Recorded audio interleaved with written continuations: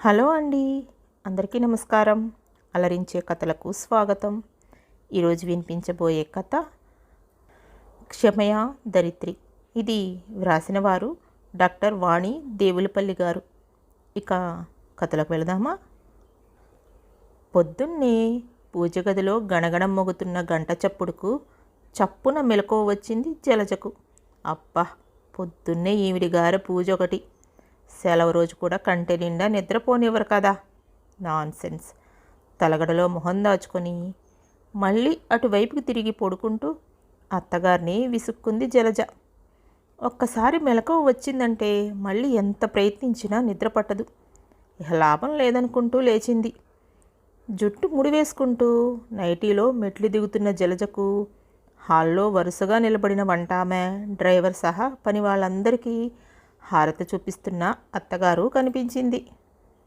వాళ్ళంతా ఎంతో వినయంగా ముందుకు వంగి భక్తితో ఆ హారతిని కళ్ళకద్దుకుంటున్నారు. కాశీపోసి కట్టిన కంచిపట్టు చీరలో ఉన్న అత్తగారిని వెనుక నుండి ఒక్క క్షణం అలానే కన్నార్పకుండా చూస్తూ ఉండిపోయింది జలజ. పచ్చి పెసరపచ్చు రంగు మెరూన్ కలర్ హంసల జరీ బార్డర్ చీరలో మెరిసిపోతోంది.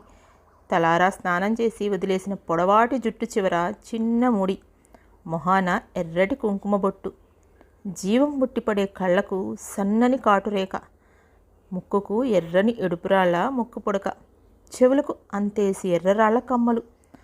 ఆమె మేనిఛాయితో పోటీ పడుతూ మెడలో మెరిసిపోతున్న బంగారు చంద్రహారం.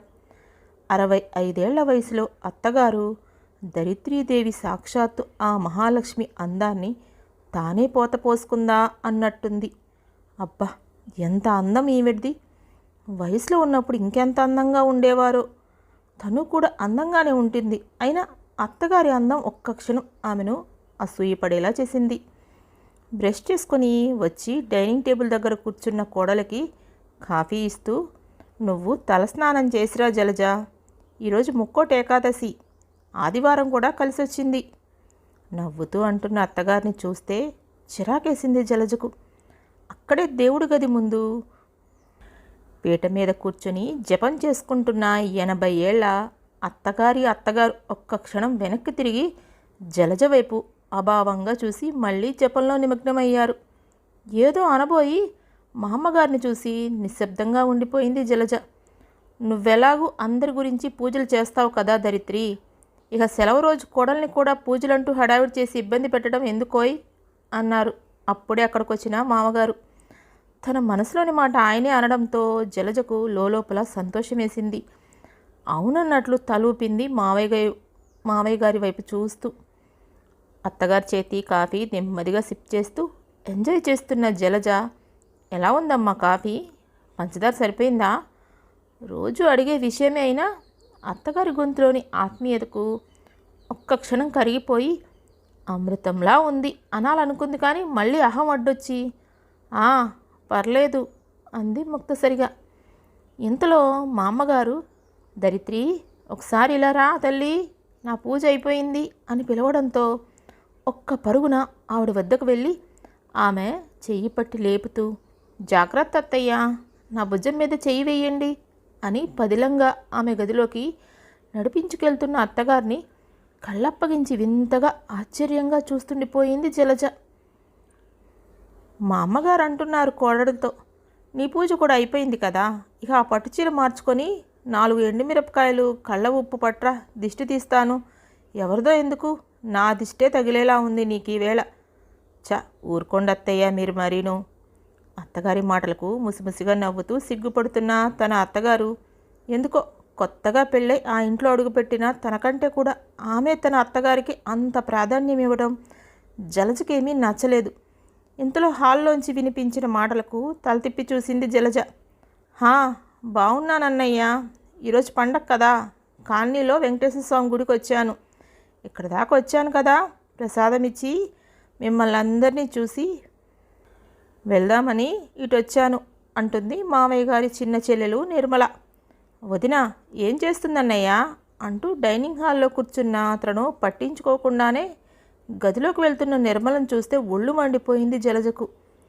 అమ్మా నిర్మల, బాగున్నావా అంటూ గది బయటకు వచ్చిన దరిత్రీదేవి తన పాదాలకు నమస్కరిస్తున్న ఆడపడుచును అక్కున చేర్చుకుంది. ఒక్కదానివే వచ్చావా నిర్మలా? మా తమ్ముడు రాలేదా? అటు ఇటు చూస్తూ నవ్వు మొహంతో అడుగుతున్న అత్తగారి వైపు చూసిన జలజ అక్కడి నుంచి లేచి వెళ్ళిపోయింది.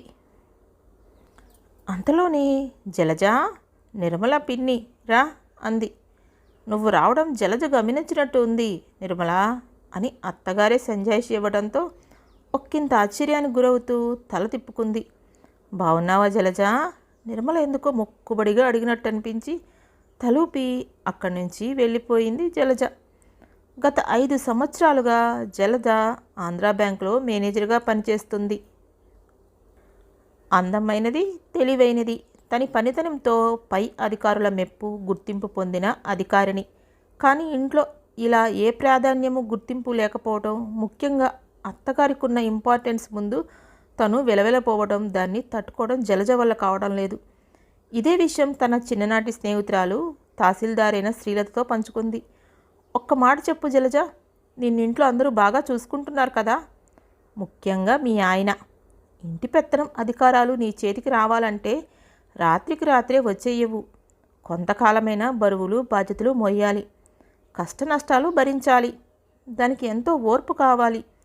నువ్వు కొంచెం ఆలోచిస్తే ఇప్పుడు మీ అత్తగారు పొందుతున్న ఆ గౌరవం, ఆ స్థానం ఆవిడ ఎన్నో ఏళ్ల అనుభవాలతో సంపాదించుకొని ఎస్టాబ్లిష్ చేసుకొని ఉంటారనే విషయం మనకు అవగతమవుతోంది.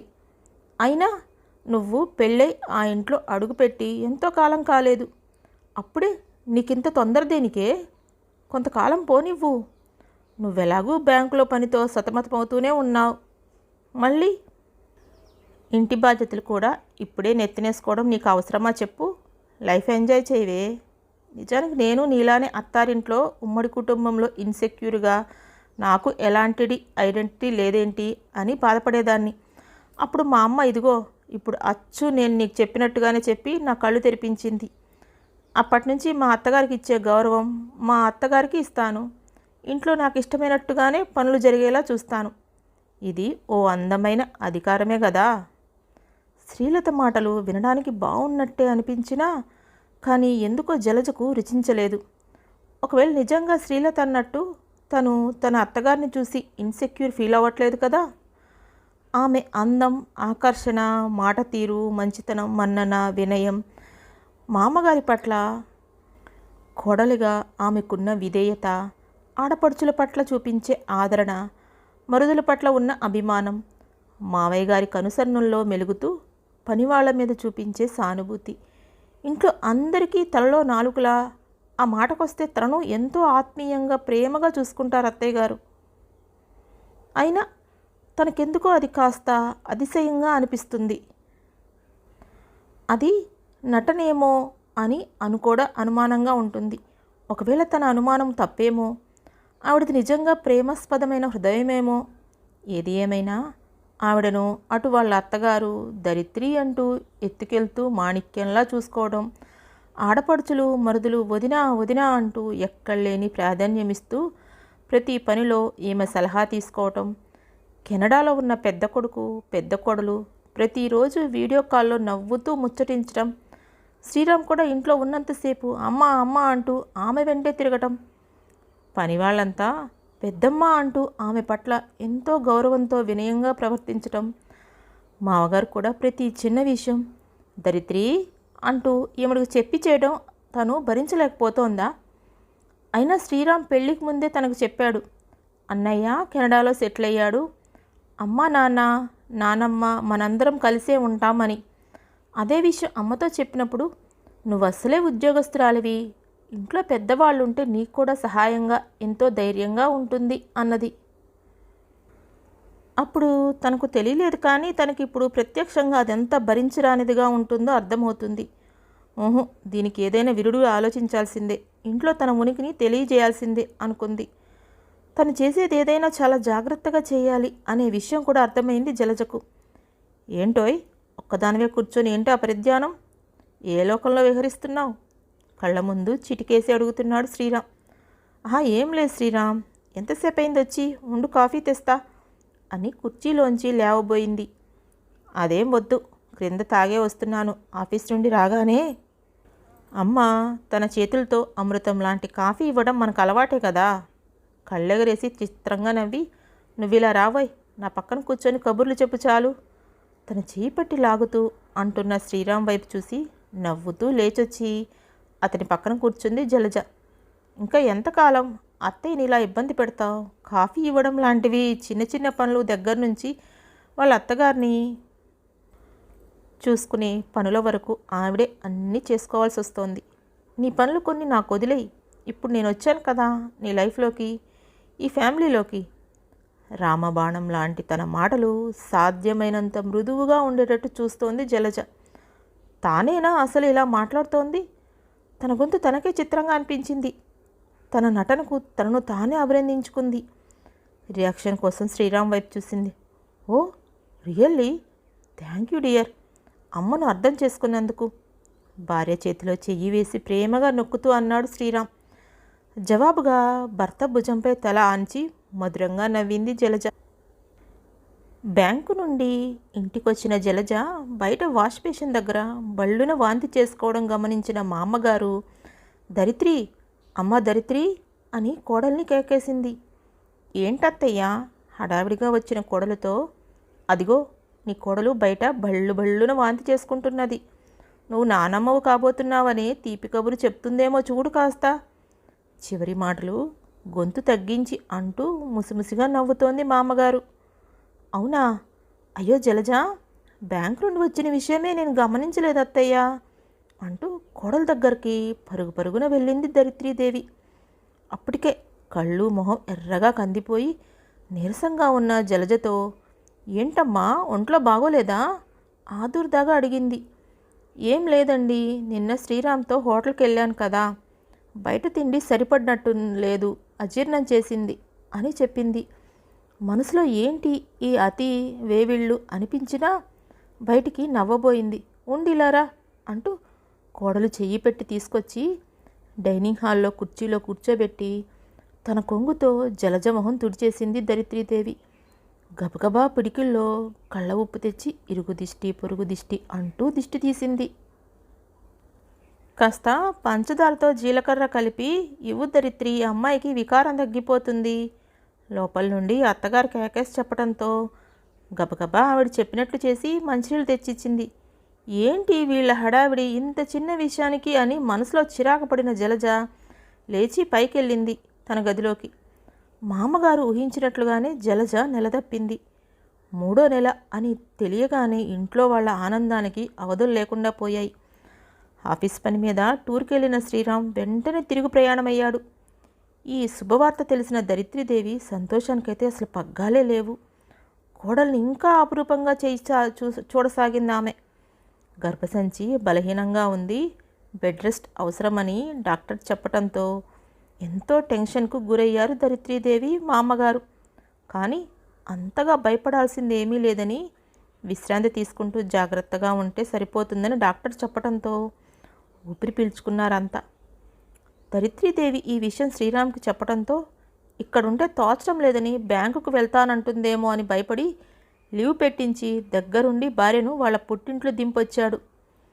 మధ్య మధ్య కోడలికి అన్ని రకాల పలహారాలు స్వీట్లు చేయించి పట్టుకెళ్ళి పుట్టింట్లో ఉన్న జలజను చూసి వస్తున్నారు దరిత్రీదేవి.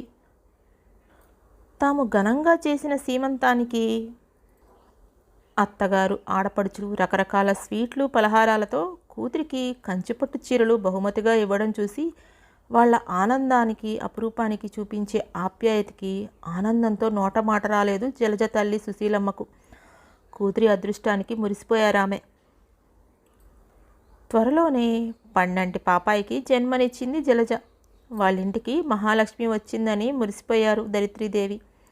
బాలసార కార్యక్రమాన్ని కూడా ఘనంగా నిర్వహించారు జలజ పుట్టింటి వాళ్ళు. పాపాయికి 3వ నెల వెళ్ళగానే మంచి రోజు చూసుకొని వచ్చి మళ్ళీ డ్యూటీలో చేరింది జలజ.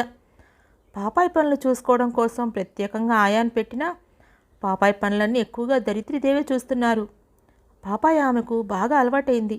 ఎంతగా అంటే దరిత్రీదేవి వద్ద ఉంటే జలజ దగ్గరకు కూడా వెళ్ళట్లేదు. తన పాపాయి తనకు దూరం అవుతుందనే బలమైన భావన జలజను తెలియనీయ భయ్యానికి లోన్ చేసింది.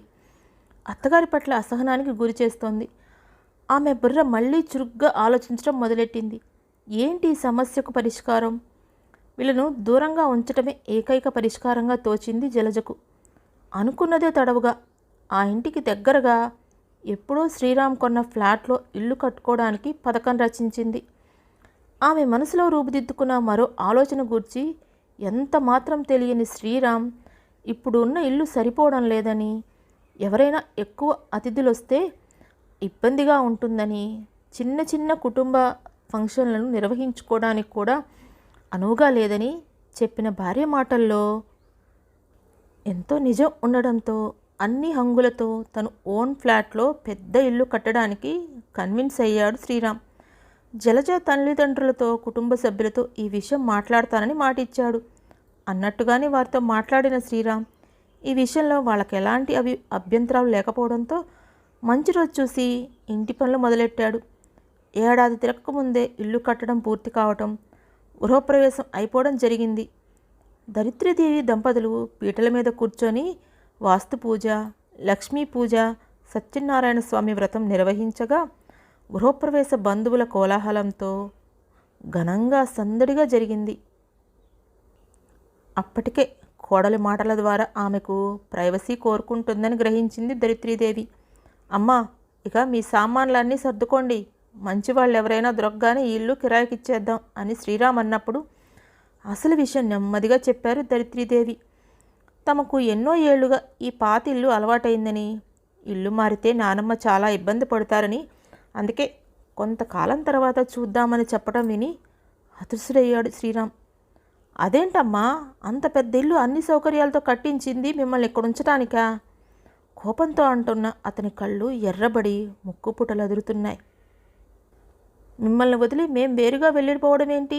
అయితే మేం కూడా వెళ్ళాం, ఎక్కడున్న అందరం కలిసే ఉందాం మొండిగా అంటున్న శ్రీరామ్ దగ్గరకు వచ్చి సముదాయించారు దరిత్రీదేవి. వేరుగా ఎక్కడికి వెళ్తున్నారు నాన్న? 10 ఇళ్ళ అవతల ఉన్న ఇల్లు మనకు దూరమా?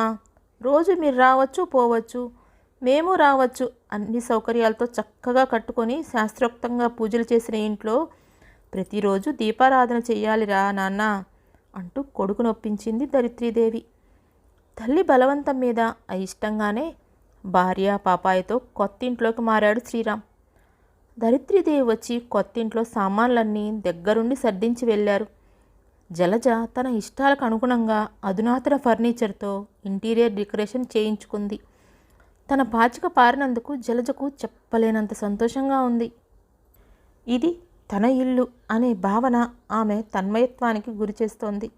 ఇక ముందు ఎంచక్క తను శ్రీరామ్ పాపాయ్, ఇక తమ చిన్న కుటుంబం ఆనందంగా హాయిగా కావలసినంత ప్రైవసీ, ఈ ఆలోచన ఆమెను వివసరాలు చేస్తోంది. ఉద్యోగరీత్యా నెలలో సగం రోజులు టూర్కి వెళ్ళే శ్రీరామ్కు ఇంకా కొత్త ఇంట్లో అలవాటు కావడం కష్టంగా ఉంది. లంకంత ఇల్లు, పనివాళ్ళు, వంట ఆవిడ, ఆయా, వాచ్మెన్ ఉన్నా అంత పెద్ద ఇంట్లో శ్రీరామ్ లేనప్పుడు పాపాయితో బిక్కు బిక్కుమంటూ భయం భయంగానే గడుపుతోంది జలజ. పైగా ఈ ఇంట్లోకి వచ్చినప్పటి నుండి క్రమంగా శ్రీరామ్ ప్రవర్తనలో మార్పు గ్రహించింది జలజ. మనిషిలో ఇదివరకున్నంత ఉత్సాహం, కళ లేవు మొహంలో. ముఖ్యంగా తన పట్ల అతనికి నిర్లిప్తత, ముభావం జలజను బాధిస్తోంది. తను ఎంతో ప్రేమగా చూసుకునే శ్రీరామ్ ఇలా మారిపోవటం జలజ భరించలేకపోయింది. పైగా ఏ వ్యసనాలు లేని శ్రీరామ్ అప్పుడప్పుడు ఇంటికి తాగి రావడం కూడా ఆమెను కలవరపరుస్తోంది. ఇదిలా ఉంటే అత్తగారింట్లో అందరితో ఆమె సంబంధాల్లో పెద్దగా మార్పు లేకున్నా తన కోరికను అర్థం చేసుకొని తనకు అనుకూలంగా తన భర్త శ్రీరామ్కు నచ్చచెప్పి తనపై ఎలాంటి అపవాదు రాకుండా సమస్యను తేలిగ్గా పరిష్కరించిన అత్తగారి పట్ల మనసులో కొంతమేర గౌరవ భావన, కృతజ్ఞత ఏర్పడ్డాయి జలజకు. పైగా పనిలోకి ఆయా రానప్పుడల్లా పాపాయిని అత్తగారి దగ్గరే వదిలి బ్యాంకుకి వెళ్తోంది. ఈరోజు కూడా ఆయాకి జ్వరమని పనిలోకి రాలేదు. అత్తగారి దగ్గర పాపాయిని వదిలి వెళ్దామనుకుంది. కానీ అత్తగారు మామగారు ఊరెళ్ళారు, సాయంత్రానికి కానీ రారు అని తెలిసింది. తనకేమో ఆ రోజు బ్యాంకులో ఇన్స్పెక్షన్ ఉంది, తప్పనిసరిగా వెళ్లాల్సిన పరిస్థితి. సమయానికి శ్రీరామ్ కూడా ఊళ్ళో లేడు. ఏం చేయాలో తోచలేదు. స్నేహితురాలు శ్రీలతకు ఫోన్ చేసి ఆ ఒక్కరోజుకి వాళ్ళ ఆయాను పంపించమని అడిగింది. ఆయా అందుబాటులో లేదు, కానీ వాళ్ళ డ్రైవర్ తమ్ముడు 20 ఏళ్ల నిరంజన్ అప్పుడప్పుడు తమ బాబును చూసుకుంటాడని, కావాలంటే అతన్ని పంపించగలనని చెప్పింది. శ్రీలత గత్యంతరం లేని పరిస్థితుల్లో సరే అంది జలజ.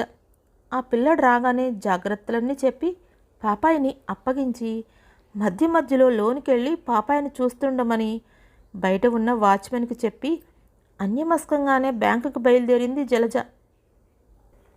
పొలం పనుల మీద ఊరెళ్ళిన ధరిత్రీదేవి దంపతులు వెళ్ళిన పని పూర్తి కావడంతో వెంటనే వెనుదిరిగారు. రాగానే ధరిత్రీదేవి ముందు గబగబా వంట పని ముగించి అత్తగారికి భర్తకు వడ్డించి తను ఎంగిలి పడ్డాననిపించి కొత్తింటికి బయలుదేరింది. పొద్దున కోడలు ఫోన్ చేసేప్పటి నుండి ఆమె మనసులో లేదు. ఆయా రాలేదని, తనకు లీవ్ పెట్టే పరిస్థితి లేదని జలజ చెప్పడం, సమయానికి తాను ఊళ్ళో లేకపోవడం ఆమెను ఆందోళనకు గురిచేసింది. పాప ఎలా ఉందో, ఎవరో కొత్త మనిషి అని చెప్పింది కోడలు. ఆలోచిస్తూ బొడిబడిగా నడుస్తోంది ధరిత్రీదేవి. గేటు బయట వాచ్మెన్ రాజసింగ్ స్టూల్ మీద కూర్చొనున్నాడు. తను చూసి లేచి నిలబడి సెల్యూట్ చేస్తున్న రాజసింగ్తో పాపాయి పడుకుందా అని అడిగింది ఆతృతగా. హా అమ్మా, పాపాయిని చూసుకోవడానికి ఆ పిల్లోడు వచ్చిండు. ఇవాళ వంట ఆమె పనివాళ్ళు వెళ్ళిపోయారు. మేంసాబేమో బ్యాంక్కి వెళ్ళారు అని చెప్పాడు. అవునా, ఒక్క ఉదుటిన లోపలికి వెళ్ళింది ధరిత్రీదేవి. దగ్గరగా వేసి ఉన్న మెయిన్ డోర్ తలుపులు తీసుకొని హాల్లోకి వెళ్ళేసరికి ఉండండి పాపాయికి చిన్నగా గుక్కపెట్టి ఏడుస్తున్న శబ్దం చుట్టూ చూసింది. ఆ శబ్దం పైన గది నుండి వస్తుందని అనిపించి గబగబా మెట్లెక్కి పైకెళ్ళి బెడ్రూమ్ తలుపులను ఒక్కసారిగా బలంగా తోసింది. బెడ్ మీద వెలికిలా పడుకొని గుక్కపెట్టి ఏడుస్తోంది పాపాయి. పాపాయి మీదకు వంగి ఉన్నాడు నిరంజన్. ఏయ్, ఏం చేస్తున్నావు అని పెద్దగా అరుస్తూ వెనక నుండి నిరంజన్ కాలర్ పట్టి బలంగా లాగింది ధరిత్రీదేవి. ధరిత్రీదేవి రాకును ఏమాత్రం ఊహించని నిరంజన్ అయోమయంగా లేచి నిల్చున్నాడు. అప్పటికే లేత పెదవి చిట్లి రక్తం ధారగా ప్రవహిస్తున్న పాపాయిని ఎత్తుకొని గుండెలకు హత్తుకుంది. వాచ్మెన్ అని గట్టిగా పిలుస్తున్న ధరిత్రీదేవిని ఆందోళనగా అక్కడే ఉన్న ఇనుపరాడుతో తలపై బలంగా మోది పరుగు లంఘించుకున్నాడు నిరంజన్. లోపల నుంచి అరుపులు వినిపించడంతో ఏం జరిగిందో తెలియక పరిగెత్తుకొచ్చిన వాచ్మెన్కి చంకన పాపాయితో శ్రోతప్పి నేలపై పడి ఉన్న ధరిత్రీదేవిని చూడగానే జరగరాందేదో జరిగిందని అర్థమై వాచ్మెన్కి జేబులో నుండి మొబైల్ తీసి వెంటనే జలజకు ఫోన్ చేశాడు. హాస్పిటల్లో బెడ్ మీద తలతో కట్టుకి స్పృహ లేకుండా పడి ఉంది ధరిత్రీదేవి. పక్కనే స్టూల్ మీద కూర్చుని అచేతనంగా ఉన్న ఆమె చేతిని తన చేతులకు తీసుకొని చెంపక ఆనిచ్చుకుంది జలజ. ఆమె కళ్ళు ధారాపాతంగా వర్షిస్తున్నాయి. తను అత్తయ్య గారిని ఎన్నెన్ని మాటలంది, లెక్కలేనన్నిసార్లు ఆమె మనసును కష్టపెట్టింది, ఈసరించుకుంది. ఆమెను గంజిలో ఈగలాగా తీసిపారేసిన సందర్భాలు జలజకు గుర్తొస్తున్నాయి. అయినా ఆవిడ తనను పల్లెత్తు మాట అనేవారు కాదు. ఎన్ని భూకంపాలు బద్దలయ్యాయో ఆమె హృదయంలో. నిశ్శబ్దంగా అక్కడి నుంచి వెళ్ళిపోయేవారు. నదిలా ప్రవహిస్తున్న కన్నీళ్లను తుడుచుకుంటూనే ఉంది జలజ. అత్తయ్య గారి గొప్పతనాన్ని గ్రహించడానికి, ఒప్పుకోవడానికి ఎప్పుడూ తన అహం అడ్డుపడుతూ ఉండేది. తన అసహనమే తనలోని మంచితనాన్ని అణిచివేసేది. మీరు మా పాలిట దేవత అత్తయ్య, ఈరోజు మీరే లేకుంటే అంటున్న జలజలో ఆపుకోలేని దుఃఖం కట్టలు తెంచుకుంది. ఒక్కసారిగా తల్లి అన్న మాటలు జలజకు గుర్తొచ్చాయి. నువ్వు ఏ జన్మలో ఏ నోము నోచుకున్నావో జలజ, దేవతల కుటుంబంలో పడ్డావు. ఆ మాట అక్షరాల నిజం మామగారు. ఆప్యాయత కురిపించే ఆడపడుచులు, జల్లు డియర్ అంటూ తను ప్రేమ జల్లులో తడిపే భర్త, ఇట్లాంటి కుటుంబాన్ని పొందడం నిజంగా పూర్వజన్మ సుకృతమే. ఎన్నో పూజలు నోములు చేస్తే గాని అలాంటి అదృష్టం లభించదు ఎవరికైనా. ఆ ప్రేమ ఆప్యాయత అనురాగం మంచితనం గ్రహించలేని, గుర్తించలేని మూర్ఖత్వం తనదే. వాళ్ళందరినీ కాదనుకొని తనకు ఏదో గుర్తింపు, అస్తిత్వం లేదని, ఇంట్లో పెత్తనం లేదని అర్థం లేని ఐడెంటిటీ ప్రైవసీతో బాధపడుతూ వేరే కాపురం పెట్టిన తనకు ఆలస్యంగానైనా కళ్ళు తెరిపించిన ఆ భగవంతుడికి జలజ మనసారా కృతజ్ఞతలు అర్పించింది. భగవాన్, అత్తయ్య గారిని చల్లగా చూడు. ధారాపాతంగా కారుతున్న కన్నీళ్లు తుడుచుకోవడం కూడా మర్చిపోయింది జలజ. అలా ఎంతసేపు ఏడుస్తూ కూర్చుందో ఆమెకే తెలియదు. డాక్టర్ వచ్చి ధరిత్రీదేవికి ఏం ప్రమాదం లేదు అని చెప్పడంతో అందరి మొహాల్లో ఆనందం వెల్లివిరిసింది. పాపాయి కూడా క్రమంగా షాక్ నుంచి కోలుకుంటోంది. అయినా ఇంకా నిద్రలో ఉలిక్కిపడి ఏడుస్తూనే ఉంది. జలద తల్లి సుశీలమ్మ పాపాయిని చూసుకుంటోంది. ఆ రోజు ధరిత్రీదేవి హాస్పిటల్ నుండి డిశ్చార్జ్ అవుతున్నారు. భర్త, కొడుకు, కూతుళ్ళు, కోడలు, సుశీలమ్మ అందరూ ఆమె దగ్గరే కూర్చొని ఉన్నారు. అత్తయ్య గారు, మన ఇంటికి వెళ్దాం అంది జలజ. ఆమె మాటలకు అందరూ తల తిప్పి చూశారు ఆశ్చర్యంగా. ప్లీజ్ అత్తయ్య గారు, మీరొస్తే పాపాయి త్వరగా కోలుకుంటోంది. ఈ విధంగానైనా ఆమెను తనింటికి రప్పించుకోవాలని జలజ ఆలోచన. ధరిత్రీదేవి ఏమీ మాట్లాడకుండా తల తిప్పుకోవడంతో నీళ్ల నిండిన కళ్ళతో అక్కడి నుండి వెళ్ళిపోయింది జలజ. సోఫాలో పాపాయిని నిద్రపుచ్చుతున్న సుశీలమ్మ ఒళ్ళో తలపెట్టుకొని బావురుమంది జలజ. అమ్మ, నువ్వు కూడా నాతో ముభావంగా ఉంటున్నావు. నేను చేసిన తప్పే కాదన్ను. బంగారం లాంటి మనసున్న అత్తయ్య గారిని ఎంతగానో క్షోభపెట్టాను. మంచి కుటుంబాన్ని కాలదన్నుకొని ఎండమావి లాంటి ఏకాంతం కోసం పరుగులు తీశాను. తప్పు తెలుసుకున్నాను. ఇప్పుడు చెప్పమ్మా, నేనేం చేస్తే మళ్ళీ నా కుటుంబం నాకు దక్కుతుంది? ఏం చేస్తే మళ్ళీ మేమంతా ఒక్కటిగా కలిసి ఉండగలం? ప్లీజ్ అమ్మా చెప్పు. నన్నెంతో ఆత్మీయంగా పాపాయిని ప్రాణంగా చూసుకునే మా అమ్మగారు, అత్తయ్య గారు, మావయ్య గారు, ఆడపడుచులు వీళ్ళంతా నాకు కావాలమ్మా. నన్ను ప్రేమానురాగాల్లో ఓలాడించే నా మునుపటి శ్రీరామ్ నాకు కావాలమ్మా. చెప్పమ్మా చెప్పు, నేనేం చేయాలి? మీరేం చేయమన్నా చేస్తాను. కళ్ళు తుడుచుకుంటూ బేలగా ఆర్ధంగా అడుగుతున్న జలజను చూసి సుశీలమ్మ కడుపు తరుక్కుపోయింది. కూతుర్లోని వచ్చిన ఆ మార్పును ప్రతిబింబించి ఆమెలోని ఆవేదన చూశాక సుశీలమ్మలోని తల్లి మనసు తల్లడిల్లిపోయింది. సుశీలమ్మ కళ్ళు చెమ్మగిల్లాయి. కూతురి తలను ప్రేమగా నిమిరి దగ్గరకు తీసుకుంది. స్వయంగా నువ్వే వెళ్ళి మా అమ్మగారిని, ముఖ్యంగా మీ అత్తయ్య గారి పాదాలను పశ్చాత్తాపం నిండిన నీ కన్నీళ్లతో కడిగి క్షమించమని అడుగు. సుశీలమ్మ మాటలు పూర్తి కాకుండా అప్పుడైనా అత్తయ్య గారు వస్తారంటావా అమ్మా? కన్నీళ్లతో మెరుస్తున్న జలజ కళ్ళల్లో ఆశ కొట్టొచ్చినట్టు కనిపించింది. తప్పకుండా.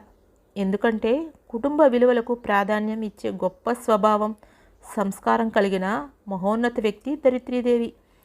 ఈ కోవకు చెందిన వాళ్లకు కోపతాపాలు, ఈర్ష్య, అసూయలు, క్రోధ అక్రోధాలు జయించే శక్తి సామర్థ్యాలుంటాయి.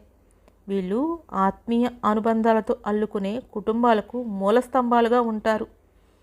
ఈ ఆధునిక కృత్రిమ యాంత్రిక జీవనంలో ధరిత్రీదేవి అలాంటి వాళ్ళు ఇంటికొకళ్ళుంటే చాలు. చిన్న చిన్న కారణాలకే విచ్ఛిన్నమవుతున్న ఈనాటి కుటుంబాలకు మంచి రోజులు వచ్చినట్టే. ధ్వంసమవుతున్న రాగబంధాలను పునరుద్ధరించేది ధరిత్రీదేవి లాంటి వాళ్లేనమ్మా. ఇలాంటి వాళ్ళెప్పుడు అలివి కాని ఓర్పు నేర్పులతో కుటుంబాల్లో ఆనందాల హరివిల్లులు విరపూయడానికి ఆలంబనంగా నిలుస్తారు. మెరుస్తున్న కళ్ళతో చెబుతున్న సుశీలమ్మ ఒక్క క్షణం ఆగి కూతురు కళ్ళల్లోకి చూశారు. జలజ కళ్ళు ఆశగా మెరిశాయి. నాకు అర్థమైందమ్మా. నేను చేసిన తప్పును నేనే సరిదిద్దుకుంటాను. అత్తయ్య గారిని ఎలా ఒప్పించాలో నాకు తెలిసింది. ఇప్పుడే వెళ్ళి దగ్గరుండి అత్తయ్య గారి వాళ్ళందరినీ మన ఇంటికి తీసుకొస్తాను.